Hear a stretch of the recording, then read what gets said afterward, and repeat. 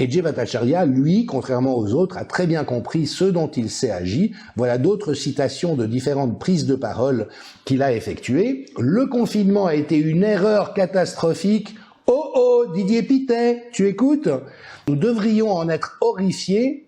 Les politiques liées au Covid ont violé l'éthique médicale et ont empêché les malades et les scientifiques de discuter des faits. Nous avons été réduits au silence. Il dit le fameux consensus scientifique qu'on nous a brandi sur toutes les chaînes.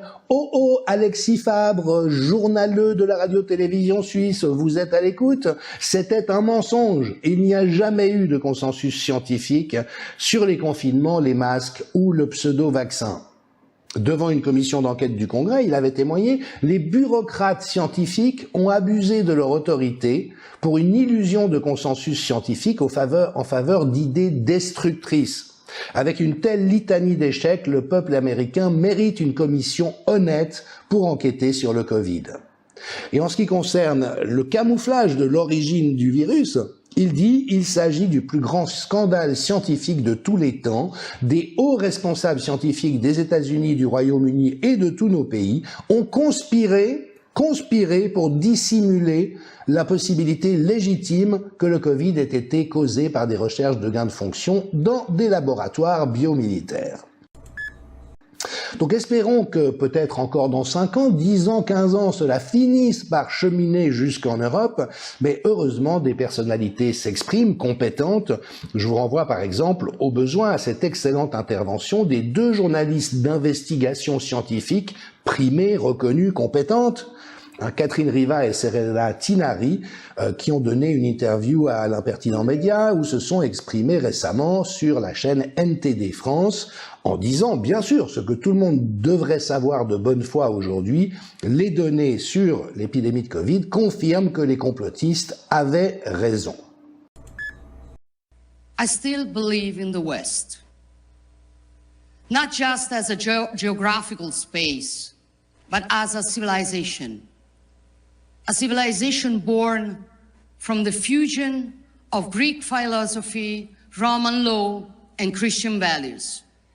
A civilization built and defended over centuries through the genius, energy, and sacrifices of many. Révélation très importante du Premier ministre de Slovaquie, Robert Fico, qui prévient la population dans une vidéo que les vaccins anti-Covid, suite à une enquête qu'il a missionnée, comprennent des substances nocives et beaucoup d'ADN susceptibles de modifier la génétique des individus. Dans certains échantillons de ces vaccins, il va missionner une enquête complémentaire. C'est la première fois qu'une autorité gouvernementale, même s'il y a eu des résultats d'enquête en Allemagne, aux États-Unis, en Angleterre, démontre le danger de ces vaccins et leurs effets secondaires. Ce que je disais depuis des années, alors que j'ai été traîné dans la boue. Aujourd'hui, je demande une commission d'enquête indépendante en France. Je demande la suspension de ces vaccinations, comme le fait le Premier ministre slovaque, pour les femmes enceintes, pour les personnes âgées. C'est vital pour la santé publique. C'est la moindre des choses pour la vérité scientifique. Alors, je vais vous montrer un petit truc très bien fait. C'est un petit sondage interactif en direct qui vous montre que depuis 1930, donc à peu près un siècle, où les gens passent leur temps depuis un siècle, voilà, je vais y arriver. Alors en 1930, c'était majoritairement en famille, puis à l'école, puis entre amis, et éventuellement entre voisins, un peu à l'église, 10%, et puis au bar, restaurant, collège, avec les collègues de travail. Et bien entendu, en 1930, ils passaient 0% de leur temps en ligne, puisqu'il n'y avait pas d'Internet. Vous allez voir l'évolution de cette tendance, même si c'est marqué en anglais dans la colonne de gauche. Regardez, vous allez vraiment strictement halluciner, c'est hallucinant. Donc, colonne de gauche, en 1930, je dis bien en 1930, donc il y a 95 ans, les gens passaient leur temps majoritairement en famille, à l'école, avec des amis, les voisins, à l'église. Maintenant, regardez bien. Je vais lancer... Oh, ça n'a pas tellement changé en 1940, même si on est davantage passé entre amis après la guerre, ce qui est un peu normal. moins en famille, moins à l'école, plus au restaurant, et puis de plus en plus au resto, puis l'école est passée en 5e position, puis la famille va passer en 3e position. On est en 1984. On passe son temps entre amis particulièrement. Dans les années 90, on passe sa vie en famille et arrivent les réseaux sociaux, mes amis. En 1998. Et là, vous allez voir le drame, car tout en bas, il y a les réseaux sociaux. Mais regardez bien.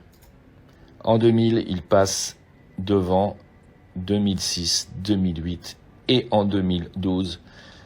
Il passe devant les amis, la famille est relayée au 5e rang, l'école est relayée au 6e rang, l'église au 7e.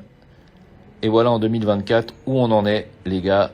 Voilà pourquoi il faut pas se poser la question, il faut pas se demander pourquoi, en fait, on devient de plus en plus débile. À votre avis, pourquoi les jeunes sont de plus en plus tarés? Comment est-ce qu'ils font pour donner des coups de couteau à leurs collègues? Bon, il y a toujours eu des cinglés, mais quand même, c'est quand même extrêmement parlant. Moi, je vous invite à partager cette vidéo. Ça peut parler à beaucoup de gens. Quand même de voir que l'école a reculé à ce niveau-là, la famille, et de voir qu'aujourd'hui tout le monde passe son temps sur les réseaux. Il faut faire quelque chose, surtout à vos enfants. Moi, je pense que si vous êtes parent, vous devez interdire les réseaux sociaux à vos enfants jusqu'à l'adolescence. Jusqu'à au moins 14-15 ans. Au moins. Les réseaux sociaux, c'est une catastrophe. Mais une catastrophe, absolue. C'est ce que je pense. Vous faites ce que vous voulez. Vous pouvez m'écrire ce que vous en pensez dans les commentaires. Salut. Yes, this is very serious. Now we are witnessing an invasion. They are not refugees. No, this is an invasion of mass Islamization of Europe, which already went on for at minimum 50, 60 years, the Islamization in Europe. But now it is in mass. It is very evident. And so this is a global political agenda by the powerful of the world to destroy Europe culturally and religiously.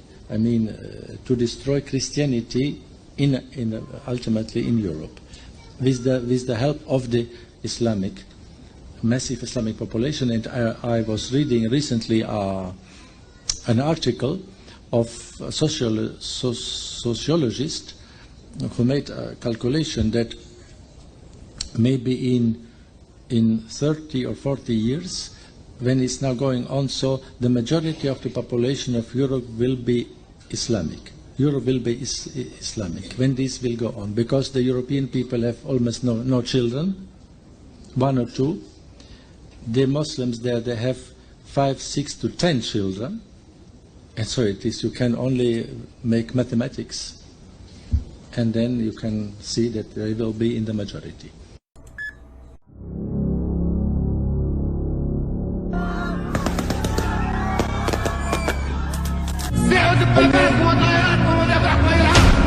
Ils ont mis à nous suivre, à crier, de Estime Blanche. On ignore pour l'instant si des accusations criminelles seront déposées.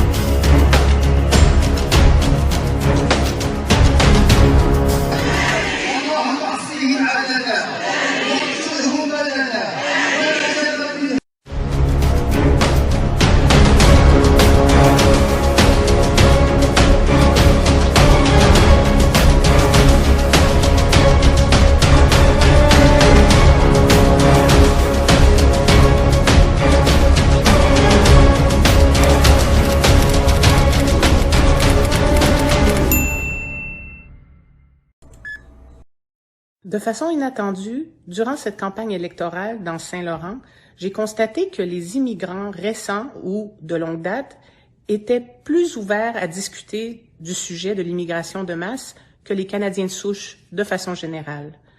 Les Canadiens de souche, pour une certaine quantité d'entre eux, croient que le simple mot immigration est raciste en soi. Donc le dialogue est impossible.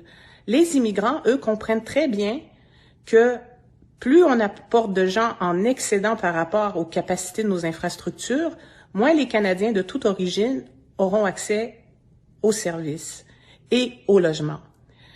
Même des immigrants n'ayant pas tout à fait la nationalité canadienne comprennent déjà le problème parce qu'ils ont du mal à se trouver du travail, étant donné la quantité importante de gens qui cherchent en même temps, et on leur propose souvent des salaires très, très bas.